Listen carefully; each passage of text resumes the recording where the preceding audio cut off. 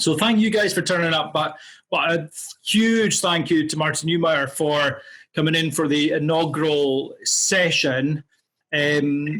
Marty, we met in March in Glasgow, which was a great experience. And you were over in Europe on the first of your level C courses. And you're getting ready to go back out on the road again?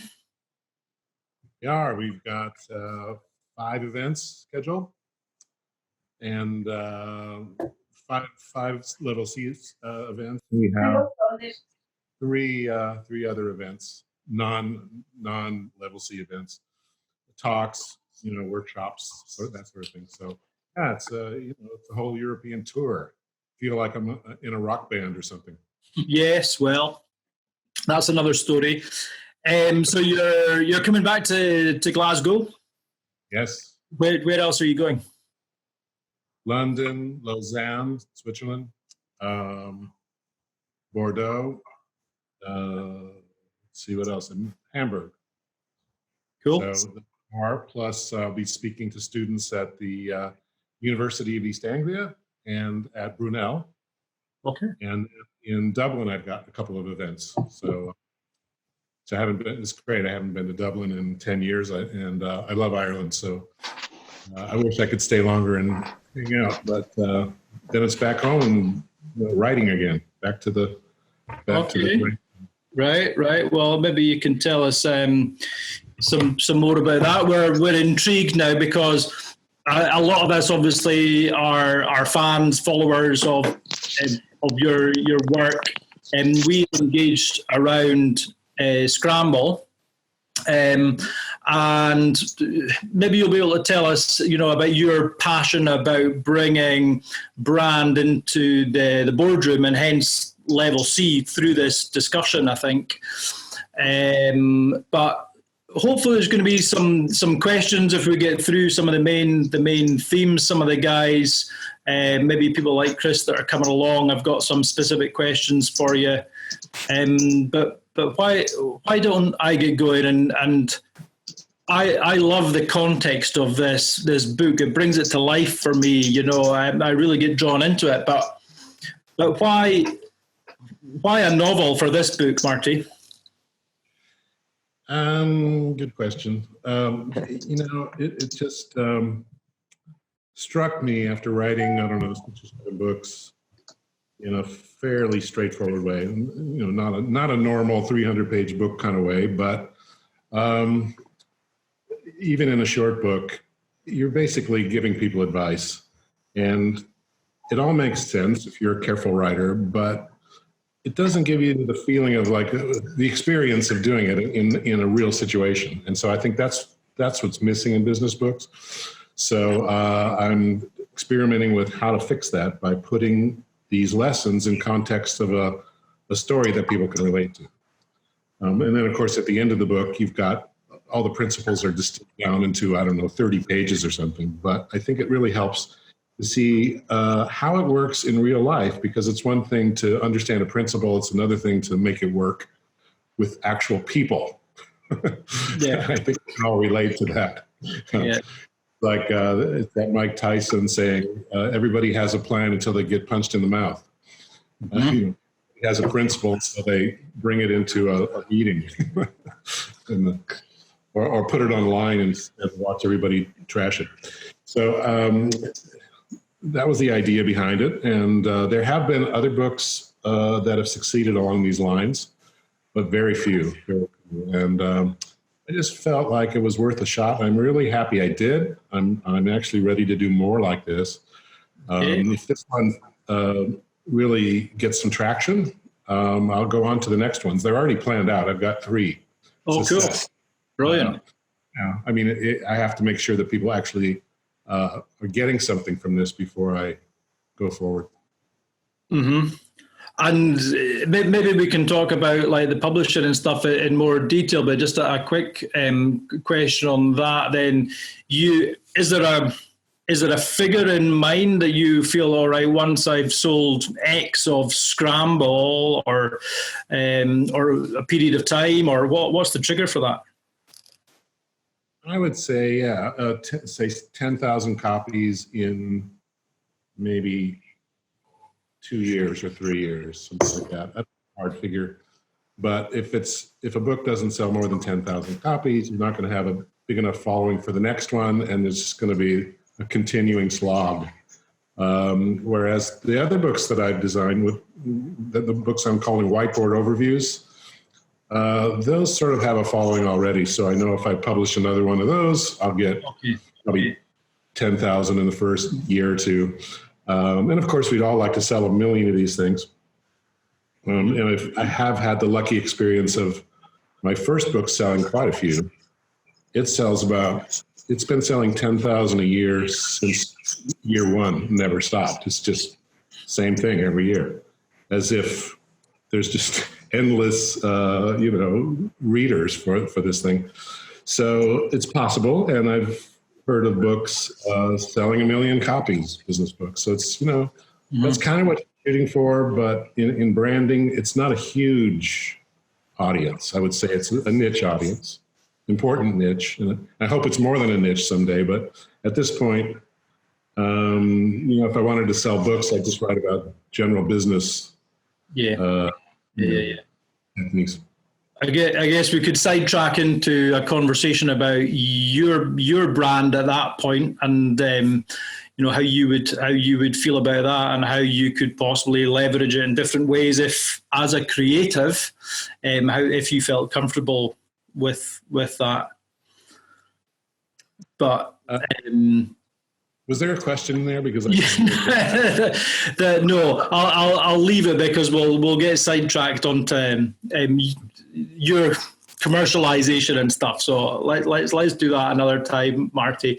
Let's stick with the book, because that's what we've framed this around, and we've heard a lot about agile, and and we've maybe read about it in other books or even been on the courses and stuff like that. But this is your agile strategy, and is that something you've kind of written up, do you think, or where have you got? How do you get to?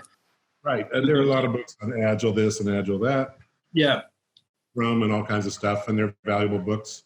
I kind of get a little bit annoyed with how people take an idea and then they try to harden it up into some sort of formula, and that's what's happened to agile, I think. And then you have competing views of what that formula is, and people will argue to death about if you're doing it right. And so I hope people will take it as a general description of this kind of work, where you're working fast and you're working collaboratively, and you're making things, trying them, testing them, iterating, and moving on.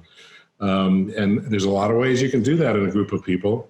I have my way. I think it's very simple and straightforward and flexible, so I'm happy to share that. But I'm not tagging my book onto any known agile formula. So it's just a way for me describing a new process that's fast and collaborative. Mm-hmm. And is it what you've learned as a consultant? Because you've not been an author all your life. That's how many of us know you. Is this something that you've learned and built up through your own practice? Yeah, it's just trial and error, doing it. Trying every which way of doing it. I am a designer, so I'm able to design processes pretty easily. I mean, it's not difficult for me. And I'm a writer, so I can write about it. So those are skills that I bring to this. But I've also just done a lot of this work over the years and tried just about every way possible of achieving successful results. And as anybody in a creative or strategic role knows, it's not easy. I mean, especially in large groups of people. So that's the whole thing I've been trying to crack this whole time, is how do I get groups of people to buy in to good ideas? Because usually what happens is designers or teams of designers present work, and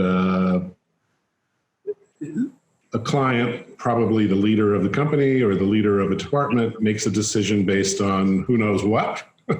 not experience, but just, personal belief or whatever. And the designers, they fight that. And so they try to sell an idea to a client. And then you have tension right away. You have conflict because, the client looks at the designer and says, you have an ulterior motive. I can see it, right? You're pushing something, but I have my piece and I'm the one paying for it. And so you get all this stuff that's irrelevant, getting mixed up into this. And so what I learned over the years is to be more objective, not to try to sell any ideas to anybody, but present them in a way that gives them a fair shot, and try to build in some research, some testing, so that we're talking about real customer viewpoints, right? So the big breakthrough for me was when I was designing software packaging back in the 80s. And this is for stores, they used to, people may not remember this, but you bought software in a store. You went and looked at boxes on the shelf and you read them and you scratched your head and, well, I guess this is the one I should buy. So I jumped into that because I thought it was a very interesting challenge to try to sell something as abstract as software in a box. And what I learned is my views on what would sell were really not that successful. It's like some things would sell really well, other things wouldn't. And I certainly didn't think my clients had any special gift for choosing the right designs either. So I just started doing it differently. I just said, look, we're all going to do our best here, and we're going to use as much logic as we can. We'll use the principles and formulas that we believe in, but in the final analysis, we're going to get customers to weigh in on this. They're going to be part of this process. And that was the biggest change in my career, is actually letting customers in on the design of stuff. So, our studio would come up with maybe 70, 80 ideas for a package, little sketches, and we would look at those and narrow those down and make comprehensive and prototype those so the clients could take a look, and we might show a total of 15 ideas over maybe 2 meetings. And we would get it down to 2 or 3 candidates. We would take those to a store and talk to actual customers actually shopping in the real section where the product would be sold. So we called that creating a near life experience. So in other words, they weren't brought to the laboratory to give their opinion. They were actually shopping. They were busy. They were shopping in the category that we were selling in. And we had real conversations with them, with the client right there, usually on the other side of the aisle, listening. We take notes, and after about 4 hours of that, we would know the answer. We would know which idea was the strongest and what needed to change about it. And I would say half the time, me and my people were wrong about what the best design was, and same with the clients. They had actually their batting average was worse. So that whole experience of letting users or audience members be part of the process was huge for me. I learned so much for that. I'm still learning a lot from it. And I'm learning you cannot trust the history of your own profession to give you the answers to any real problems. So, I mean, they give you a repertoire of responses to a problem, but not the answer. So I guess what I'm saying is I learned humility. I think that comes out loud and clear in the 46 rules of genius. I think that you get really strong guidance on that, just what you've been saying there. I guess the team in Scramble, to a certain extent, you've got the Thompson twins in there, and you're like, look, let's get something real. At that point, it's the board that they're taking the concept to, but it looks like it's got to be something that actually would work for the consumer. So you're using the same philosophy there a little bit. Board of directors are the gatekeepers for this. So, and they're the first test case. But yeah, it has to work beyond them. So they're not actually thinking about how do we convince the board. They're thinking, how do we create something that once we get it past the board is actually going to work because our jobs depend on it. So the board is just, that experience that we all have with gatekeepers. Like even if you're an author like I am, or like Maria is, you've got a publisher. Those people are gatekeepers, and before you even get to a publisher, you may need to go through an agent, another gatekeeper. So it's tricky stuff, and this whole thing of how do you get everyone focused on the same end, the same goal, is huge. And the last part of my career has been all devoted to figuring that out and testing it and finding a set of principles that guide you through it. Mm-hmm. And just what you were talking about that, trying to get everyone on the same page. I think I mentioned to you earlier, there was quite a good discussion started, I think last week or maybe earlier this week in the group around. It was Steve, so the character, the fairly awkward character, and ultimately he gets sacked. So I just put a little post up to get people's thoughts around that, and we ended up talking about culture. And I was kind of trying to provoke a little bit of a discussion, if you like, asking, should everyone not be on the same page, or actually is Steve quite valuable in a team? Because if we all agree all the time, then we get groupthink. So I don't know what you think about Steve and maybe that kind of culture issue. I agree that you have a nice range of viewpoints in any kind of decision making. I really think that's important. The problem with Steve is he didn't have any viewpoints, except let's do what we did before, harder and stronger, and let's blame some other people for it. Let's force our workers to work harder. Let's just bear down, and sometimes that is the answer. But in this case, the CEO of the company made the observation that, no, we have been bearing down, and it hasn't done any good.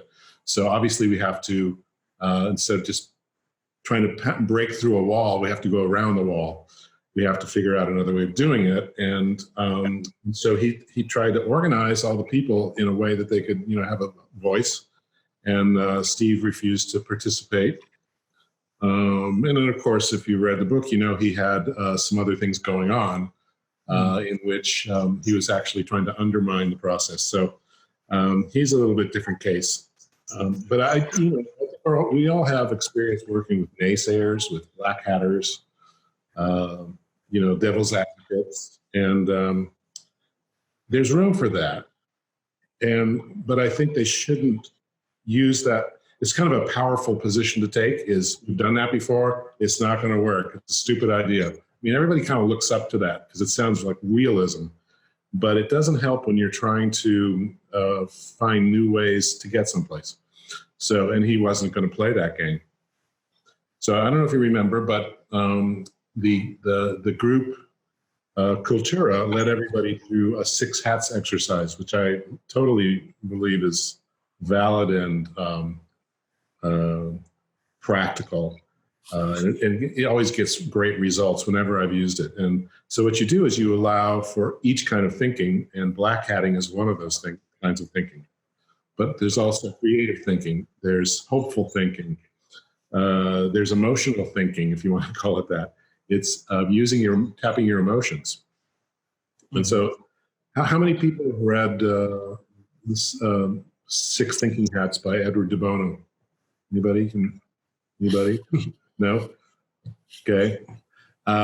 It's wonderful. I mean, if you're going to do this, read the book. It's really simple. It's absurdly practical and logical. It's brilliant in that nobody thought of this before until Edward de Bono cracked it. It's memorable because you have the colored hats. So just to summarize for you, if you haven't read it, you divide decision-making into 6 hats.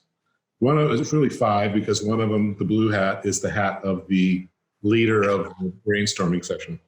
So the leader of the brainstorming session doesn't have a point of view. It just records things and asks questions. So you've really got 5. So the important ones for me are the red hat, which is the hat of emotions, because in any difficult decision-making environment, emotions get in the way. They tend to be hidden from people, and they come out as reasons instead of emotions.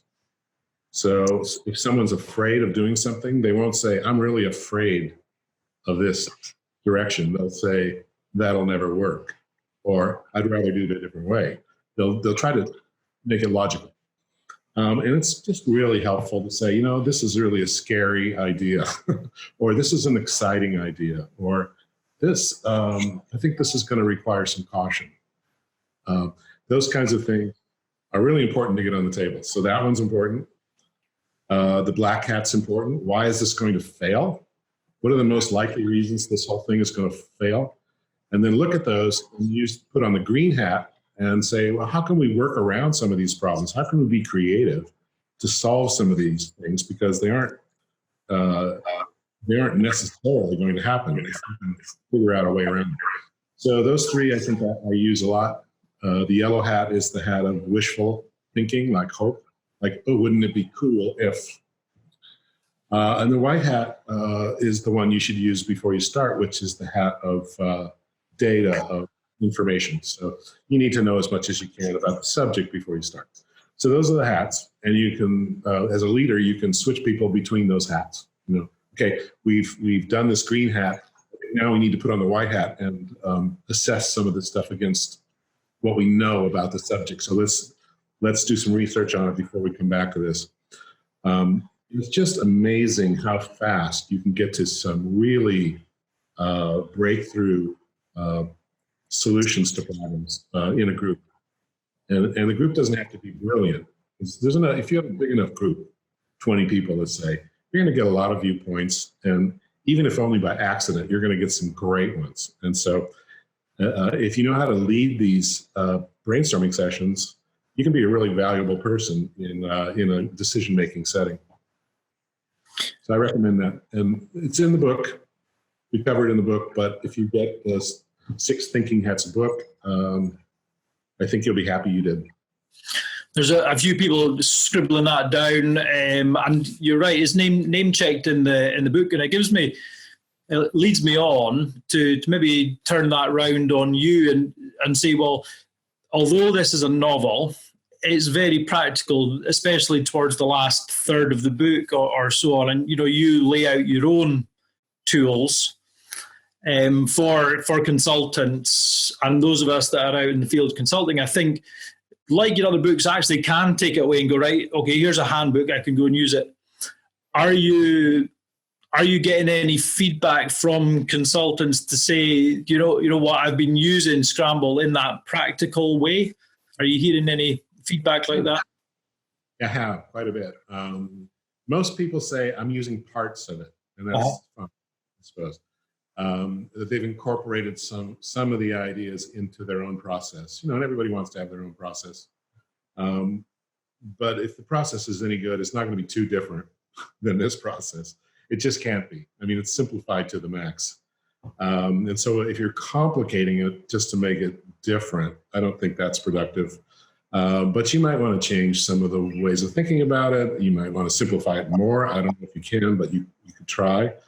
I just think whatever your process is as a consultant, it should have an internal logic to it. It should make sense with itself. And so that's what I've tried to do with all my work. All the books, if you read them next to each other, side by side, everything dovetails with everything. There's nothing like thrown in there that doesn't work with the other books.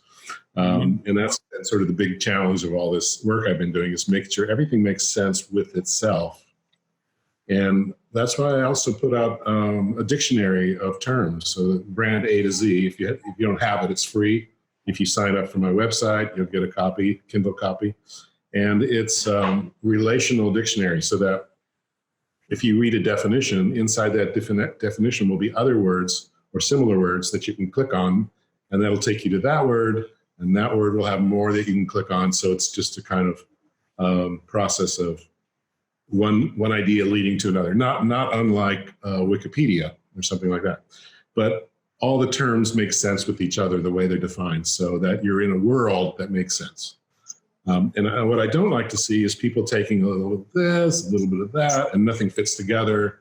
They just picked a lot of things off the shelf that they thought were cool, but it doesn't really hang together as a continuous set of principles.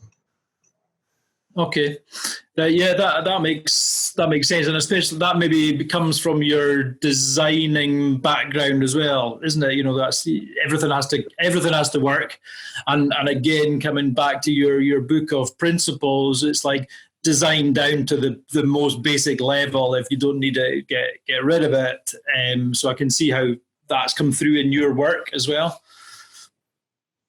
Well, design and simplicity. Yeah. So the idea of making everything make sense, but also be as simple as possible, and no simpler, as Einstein said. But I don't think there's a big difference between the craft of writing and the craft of design. I think when you're a writer, you're actually designing a verbal product. So I don't know. What do you think, Maria? You're a writer. Is it design? Yeah. Is it? That is actually something I struggle with. So, but that's what the role of a good editor can do for you, right? It's that idea of I love what you said about this idea of whether it's communication, whether it's design, whether it's brand, there's a tendency of people to overcomplicate things to make it seem smarter. And there's a difference between simplifying and dumbing something down. And what you do so well is simplify without dumbing it down. So I think that's a really important thing for consultants to remember, is that you're not any smarter because you make it sound really complicated.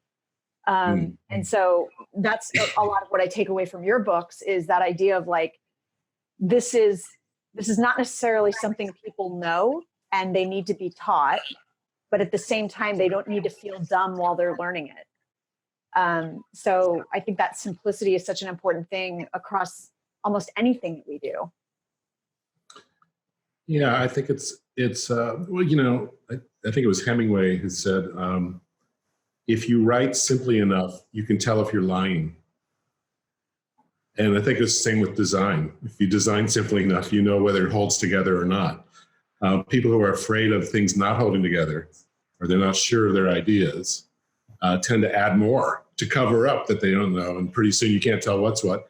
And the experience of reading something like that is not pleasant, because it's just too hard. It's like those textbooks you got in college or in high school. It's just like, oh my God, I can't remember all this. This is so complicated. And what does it all mean?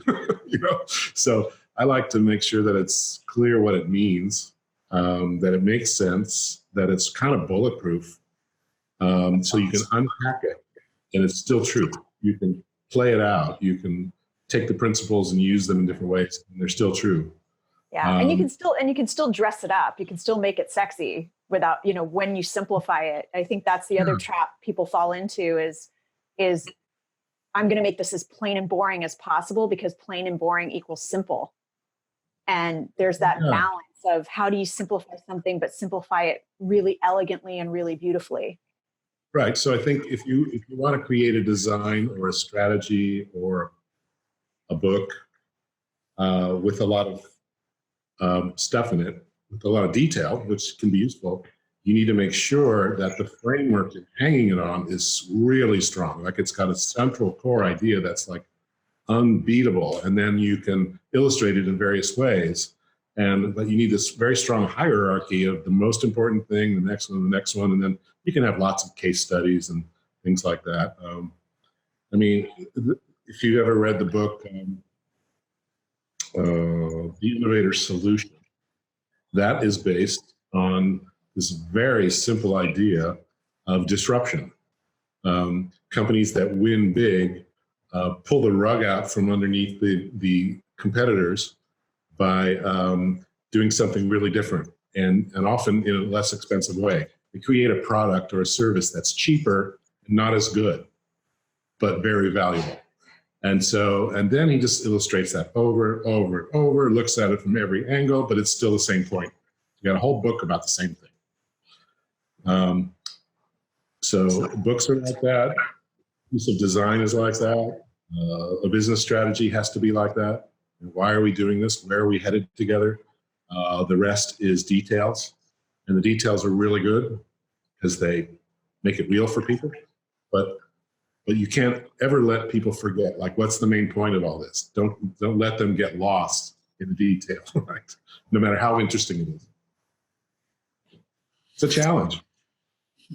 Thanks, Maria. I think you put that really nicely and actually summarized some of Marty's strengths for us there. So that was neat. Marty, a couple of questions about the future, and then we'll maybe see if any of the group, if there's questions about Scramble or anything you've said, they can put you questions to you around the level C. Now, I know you see a future for brand managers. How would you like to see that develop? I would like to see people who have a creative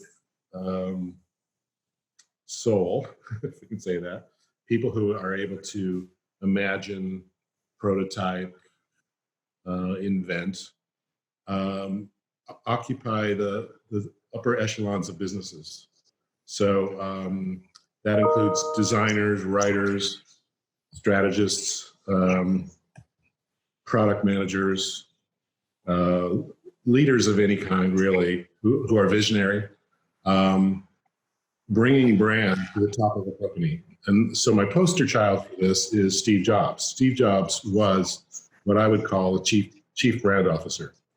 He was not a chief executive officer in the way that we understand it. He was not taking responsibility for shareholders or finances or any of that. He was leading customers, period. And in doing that, he expected employees to do the same thing, right? It's all about the customer. We're going to do what's really cool and not what's easy because customers demanded. And so he had a vision for what customers wanted, obviously, and he was usually pretty right. And that kind of person should be leading a company that depends on innovation. Usually it's not. So Tim Cook is now running Apple, and he isn't that person. And he can make that company run for a long time and keep its head above water and probably make a lot of money, but it's slowly not going to do as well because you don't have anybody fighting for customers, like making it great for customers. So CEOs who are able to do that, and designers who are able to do that, marketing people who are able to do that in a way that influences the top of the company, the decision making of the company, are going to be very valuable. And so my level C is a 5-level program where you work course by course up to the 5th level, which qualifies you to be a CEO or a thought leader. Obviously, you have to bring a lot to this. These are only 2-day classes, so it's not like it's not a 4-year program or something. And you have to already have some skills to make this work. But what I'm doing is providing a framework for people so they can get there and have the confidence to take those kind of roles. And it's when I first started talking about chief brand officers, well, it was 15 years ago. Even I didn't necessarily believe me. I just thought, this seems a little, I know there are no people like this now, so how is this going to happen? I was questioning myself, but at the same time, I knew it had to happen. It just had to. So that's what I'm working on, is like bringing people up through the ranks through my books and so forth leading them to that kind of position where they would have a lot of power over a big brand. Okay, so level C is designed to bring people up to that level, and it turns out there's a lot of success waiting for people. Okay, so thought leaders are kind of on their own. It's like it depends on how big their platform is and how good they are and what subject area they're working in, all that kind of stuff.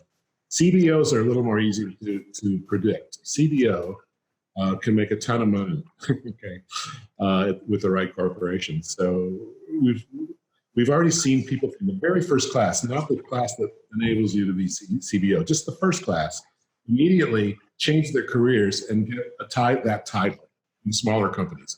So it's not going to be long before they start getting titles in bigger companies. And a client that I was working with in a startup came to me and he said, I've been really thinking about this whole CBO thing, and I need one. Our company has a huge future, but we have to have a CBO. Do you know anybody who you could recommend for this position?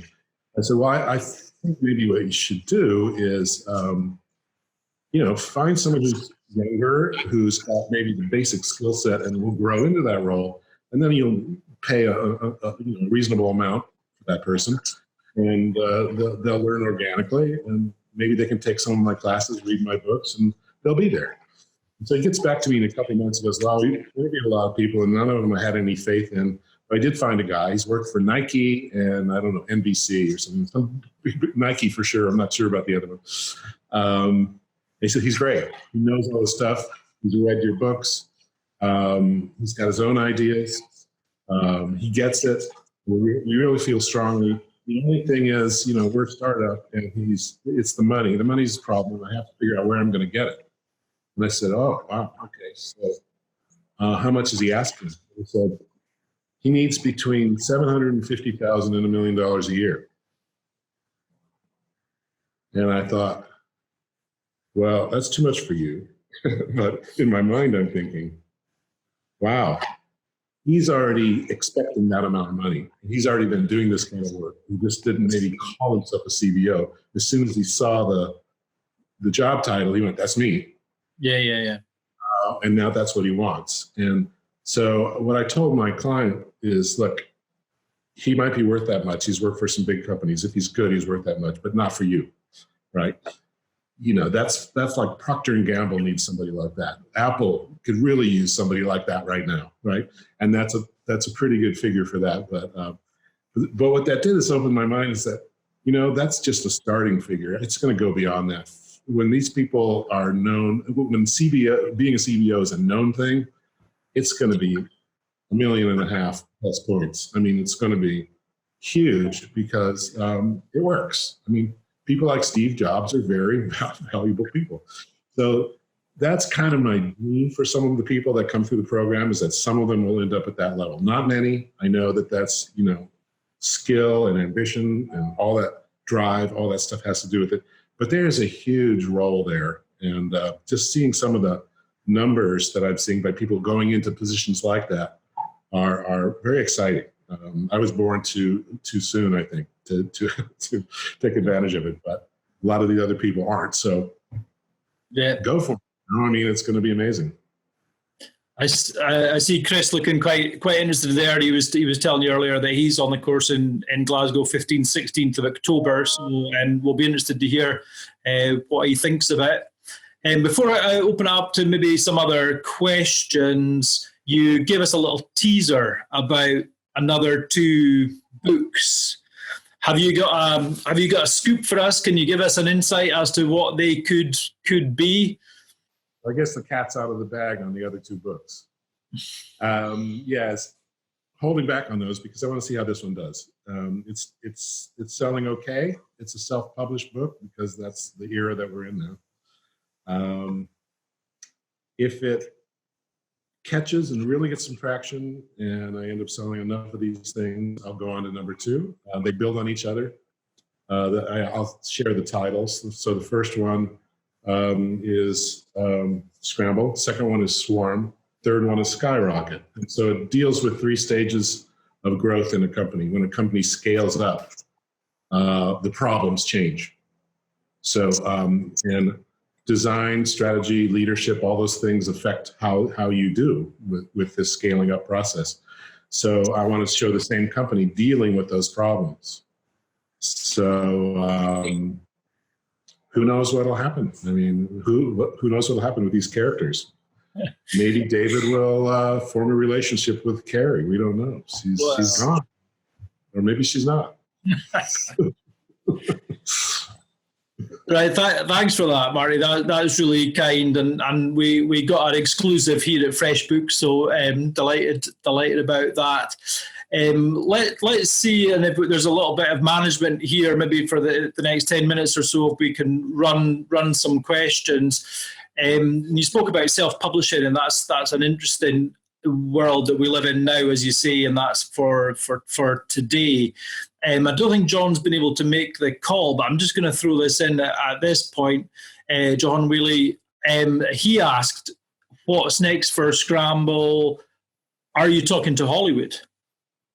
People have mentioned that, and that would be a really interesting thing to attempt, because now you have more channels for this kind of stuff, right? And you've got Netflix and Apple starting up with stuff. You've got what's the one? Quibi's or something? Quibi? I can't remember. It's the idea of 10-minute episodes on your phone. Spielberg's involved. Katzenberg started this company with Meg Whitman from Silicon Valley, and they're going to be putting out content that's like 10-minute segments that you can watch on your phone. So things like that, we have this sort of inexpensive channel to get this stuff out. It's very possible to do something along those lines. I'm all for it. I'm not going out there and with a screenplay and trying to make it happen, because it's a lot of work. But if I ever got a bite, or someone said, come over to Netflix and let's talk about it, I'd be there in a shot, because I think it could be a really good way to learn business ideas. I think just even in little ways, you can get sort of closer to a theatrical result by just doing things like audiobooks. So Scramble is an audiobook, and that's outselling the paperback and the Kindle book. So there's a lot of people getting information that way. And if you get the audiobook, you can get the last 30 pages as a PDF. It's built into it. So you can print those out, and you've got pretty much the whole thing. Who knows? TV is getting very interesting these days. Online teaching is too. Maybe I'll get involved in that someday. But right now, I feel like you get a much deeper learning experience in person with real collaborators that you'll form relationships with for the rest of your career. So we're going sort of the high end at this stage with level C, but you never know. I think at some level, it's nice to have a masterclass.com kind of version of this. So has anybody ever taken one of those masterclass online courses just for the fun of it or whatever? I recommend it. I'm pretty sure pretty soon they're going to have somebody doing branding or marketing, or they have business people on there already, and you get famous people talking about their craft, and it's pretty inspiring. I've used them for my books. I built Scramble on, I think I got 3 different courses I took on masterclass.com, and super helpful. If you're up to speed on the craft and you just need to know how to do something specific, like how do I write a thriller is one, you can do it if you've got the other skills. So if you know how to cook, you get, I don't know, Jamie Oliver to teach you some, special skills, or it's a pretty cool thing. It's really nicely done. So maybe something like that. We'll keep an eye out for that. There's some nice ideas for products, and we'll keep an eye out for Scramble on the small or maybe large screen. Fantastic. Listen, if anyone's got a question, maybe stick your hand up first. Anything that we've covered, or I'm sure, Marty, you'd be happy to go back into your back catalogue or maybe even level C. And no one's instantly jumping out at us here, or you can just simply unmute. I think we've not got a stampede. 2 people jumping out already. Here, there's, yep. Baker's doesn't. Yep, there's. How about... Fire away then, Chris. You had your hand up first. Yes. Hi, Marty. Just a quick question, because obviously Scramble, it's probably the one time that I've actually picked up a book that isn't just educational, but it's quite good fun. It's inspiring and it's quite engaging, and it's quite, you mentioned the word thriller. I'm intrigued to know how much fun you had with the book, because it must have been quite an engaging piece to write something that's actually quite different than other books. It was a total blast. Way more fun than writing a regular book for me. But it did have to have all the stuff that a business book has in it. It had to make sense, right? It has to be logical. It has to be based on reality. So there was that level of difficulty, but I don't mind difficulty. I like a challenge. But the thing is, the best business book isn't the one with the best information. It's the one you finish. I mean, just how many books have you started, business books, and just they just sit there because it's like, oh God. I mean, what do you even do with a business book? There's so much stuff in it that if you don't take notes and have some way of processing this, you're never going to put it into action. You'll take a couple of little pieces out of that, and that'll be the output from the book. And I find that to get a lot out of a business book, I have to take notes. I put everything on, 3x5 cards. And I organize them by subject. I mean, I cannot remember all this stuff. And so, but the best parts I want to kind of put on cards and then look at them and say, okay, how can I introduce these into my work right away? But most people don't do that, and they're just overwhelmed by all the stuff that a book gives you, 300 pages usually of detail, with nothing very actionable, except maybe a list kind of thing or a formula that is really restrictive and doesn't really help you. It's just so boring so boring and tedious that you never do it. So that's what I always try to do is how do I work around that so that a book is fun to read and you feel like you can do it after you read the book. I'm going to put this into action right away. Well, I think that's why it's been so successful, because all the books I've read of yours, I've been quite addicted to them because they're so short and sweet, and the information is just on top. It's fantastic, and I can't wait to do the level C course and going from we won't get paid now to, what did you say, £1 million? Is that right? What did you say? Sorry. I'm looking forward to the level C course, going from what I get paid now to going to £1 million. Yeah, right. Yeah, I think you'll enjoy level C. First level is ready. Next year, we're going to have the second level.